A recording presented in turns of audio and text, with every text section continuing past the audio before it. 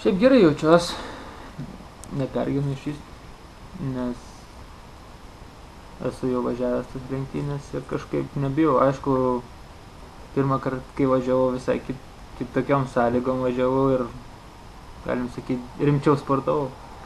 O dabar šiaip noro daugiau turiu lenktyniauti ir pakentėti. Tai manau, viskas bus labai gerai.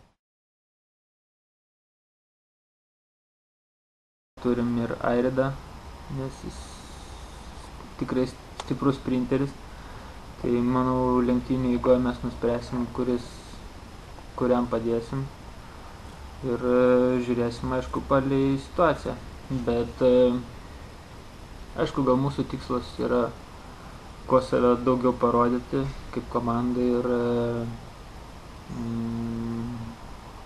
padaryti, galim sakyti, kuo aukštesnį rezultatą kažkuriems tai sportininkams iš komandos. O kai kam tai patirties pasisemti. Manau, kad pirmas etapas tikrai labai daug reikš ir bus, galim sakyti, tikrai santykių aiškinimasis.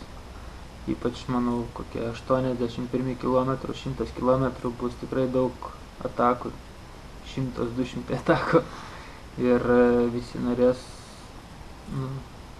galim sakyti, pabėgti ir pasidaryti tam tikrą laiko atotrūkį, kad galėtų sekančiom dienom kontroliuoti lenktynės, nes taip yra visose, galim sakyti, daugiadienėse lenktynėse, tokios maždaug taktikos priemamos.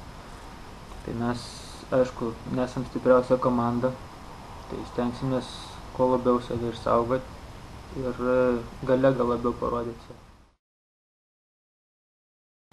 Ne, mes rytoj, manau, pravesim pirmiausia žvalgybą, leisim nuleisti karštą kraują mūsų priešininkam, o gale bandysim kažką jau nuveikti, jeigu galėsim. Kol kas nieko nešnekėjom iš tikrųjų su Lietuvos rinktinė, bet žiūrėsim palei situaciją, jeigu jie ten turės gerą lyderį arba mes turėsim lyderį, aišku, bandysim prašyti pagalbos iš jų arba jie bandys iš mūsų prašyti, manau. Žiūrėsim, aišku, palei situaciją ir palei visas lenktynės, kaip jos vyks.